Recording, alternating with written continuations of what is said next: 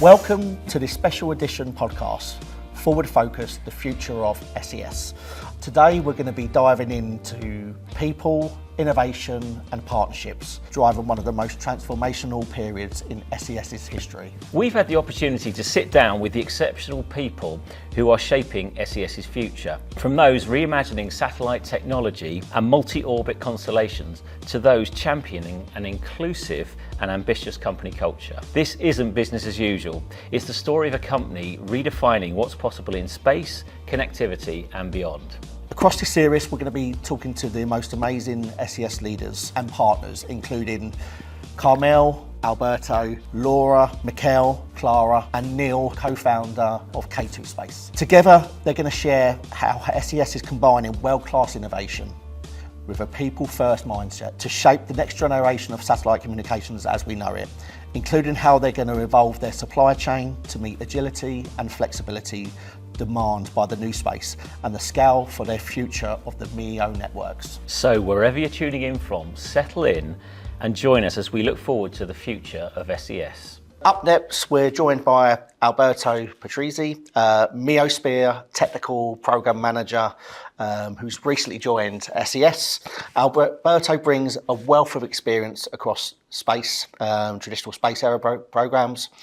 With him, we're going to dive into how programming planning shifts in a fast-moving space environment, how to balance speed with risk management and rapid iteration, and where today's challenges are to demand these new tools and techniques beyond the legacy space approaches. Yeah. Thanks so much for your time today, Alberto. Thanks to you. Really looking forward to this. So in terms of program planning in this new space environment, what's the key difference relative to the traditional sort of large space programs that you've worked on? It relates to the level of details you want to manage the project. In the traditional way, you have a very detailed work breakdown structure, and in the work package description, you go to describe even the single tasks. So you have a very structured way to organize the job and the project. Here it's a bit different. You must be a bit more agile, and you organize your activities per macro areas. And so you will have these areas that are pretty big, and you will have a leader appointed to that. And this leader will take ownership of that and will lead his own team to deliver what is the target of their job. Rather than having something that it is particularly rigid, we have a sort of organic growth from the bottom of the project.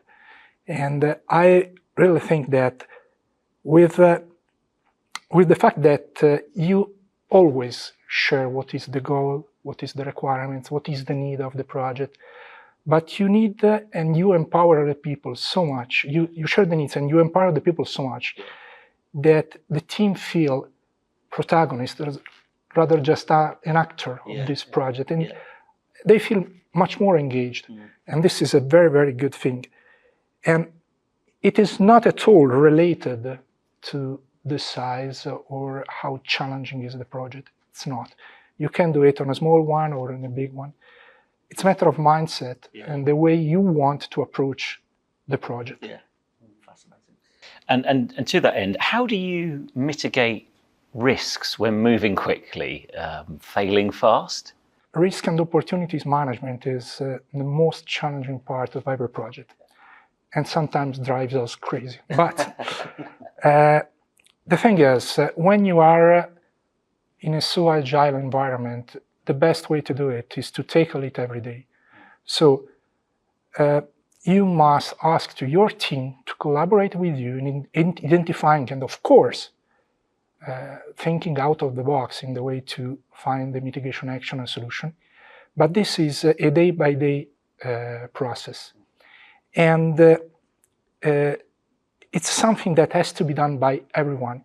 One of the mistakes, in my opinion, that sometimes are done on the project management is that risks and opportunities is a task of the project manager, not at all.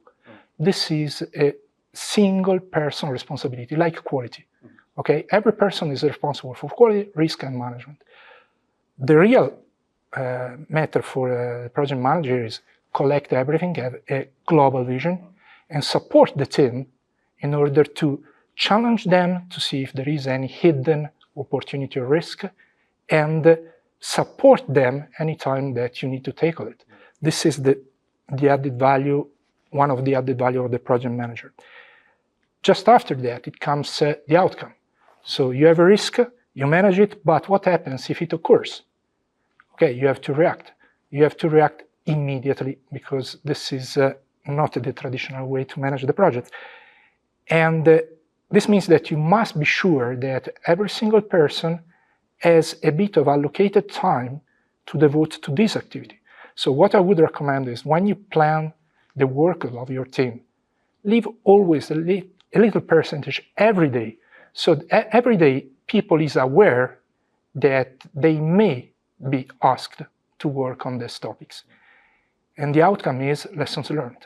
So when a risk occurs, it's not really a failure. It is a lessons learned.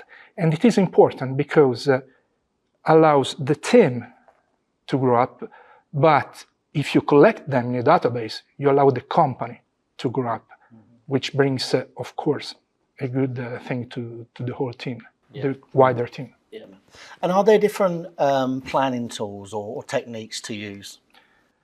So, in my opinion, there are, I would say, technique. Okay, the tools are pretty almost the same, except one. The first thing is, as I said before, it's maybe you have to think in a less structured way. But when you come to manage it, you need to focus a lot on the next 2-3 months. You go deep in these 2-3 months, and then for 3 months on, you focus simply on the bottlenecks and the biggest risks. So this is the first thing that I would suggest. And then what I would recommend is, as a technique, use visual management. People normally are able to remember much better a picture rather than a page full of words. Yeah. So create a war room, put on the wall your plan, a timeline, and what I was used to do is post it. On every single post-it, you add the date, you put it on the wall, the responsible, what is the task, and the delivery date. You put it on the wall, and then you populate your 2-3 months of activities. And from the following meeting, every single person who is on that board has to update the rest of the team about the progress. And so we'll say what is good, what is not, why eventually it is not good, and how to recover. In 2-3 weeks, people will feel so responsible and engaged that they will go by themselves to the wall, and they will do the job. And in this way, you will have a very easy picture of the project in that period, and people that feel to be part. I would suggest also to add on that wall the main milestones, so that everyone remembers that there is money behind the project, and the risk register and the opportunity register. The second thing that I would suggest is, in the traditional business, you have the VU cycle. So you start from the requirement, you flow down, you go to the PDR, CDR, subsystem, suppliers, and so on. Well structured, usually it works. It takes ages, and it is usually, it takes a lot of effort to do it. Try to aggregate the reviews. Try to have all the people around the table, subsystem with the system, if you can, the strategic suppliers. Share with them. And when you share, especially at the beginning, you do not share with them what is the requirement to design their own unit. That is their job. They are the experts. Share with them the need. What do you need? Let them understand what do you need. And let them come back with their suggestion and discuss this. Same for the PDR and the CDR. Share with them what is the maturity of your design. Get as a feedback their own one. Discuss what are the problems. Also, because if you do it this way, you are sharing the problem, and very probably they will share the solution. And it will be faster, and there will be less probability there are misunderstandings or things like that. So this approach, in my opinion, gives you more visibility on the real-time status of the project and on the solution that come quicker. Absolutely. It sounds like a really great environment to be operating within. What are the main skills a project manager should have in this context? A project manager has to be entrepreneur, proactive. He has to be a leader because he has to lead a team of engineers, but it has also to be a very good listener. It's a good balance between being able to drive a team to a target and listen to them so that you are able to intercept any possible issue, any problem, and adapt your tactic or your strategy so that this does not become a blocking point, but you manage it, you smooth it, and you go forward. And it is really important that a project manager has the ability to listen to the team, to the customer, to the stakeholders. This is really important. The other thing is that if you think about project is, when you manage a project, you manage resources, material, tools, people. At the end, it gets down mainly to managing resources as a people. If you're able to motivate your people, if you're able to lead them, you will have probably no problem. A very good project manager is the one who is able to put the team in the best condition to deliver. So it could be considered as a sort of people who make the job of the other easier, okay? And this is the reason why I think that if anyone wants to share SES, which is a lovely environment where to work, but it is important that it has this right mindset as a talented people to lead the others and to be able to listen and to engage and involve the team. Yeah. These are, in my opinion, the most important attitudes. Yeah, and to sort of flip that for somebody that's new, that's coming into the space industry. I mean, we spoke offline, you've only just joined SES, but you've been in the industry for a number of years. What would be the one piece of advice that you'd give somebody that's starting their career at SES or looking to join SES as an organisation? Well, you're asking this to a person that when was a child was dreaming about airplanes and satellites. So I think that for me it is very easy. Space business is really at the far edge of any kind of job you can do. Yeah. And if you think that you are contributing to something so special that on one side is technologically really advanced, on the other side is delivering to a lot of people in the world. Because what we do is to provide services that will serve billions of people. Yeah. If you combine those things with, in my opinion, the fascinating space business, you get the answer. And it is, in my opinion, it is really the place where to go. Love it. Really to good. Be, sorry, not to go, to be. Yeah, exciting. Fantastic. Alberto, that's amazing. So now outside of SES, we're going to do a quick fire round where we're going to ask some questions that there's no right or wrong answer. Be as honest as possible, but I will try. Do your best. Will, over to you first. Yeah, just going to look back briefly. What's the biggest lesson you've learned so far in your career? That mistakes are an opportunity. Yeah. I can tell you that sometimes in my career I made mistakes and I really thought, oh my God, my career is over. It's really over. Sure. How I was so stupid to do this thing. Instead, no. And one of the biggest and most important lessons that I got was from the CEO of one of my former company. I went there with a top manager and we said, we had a big problem. He listened to us and we said, there's this, we want to do this, but we are crazy.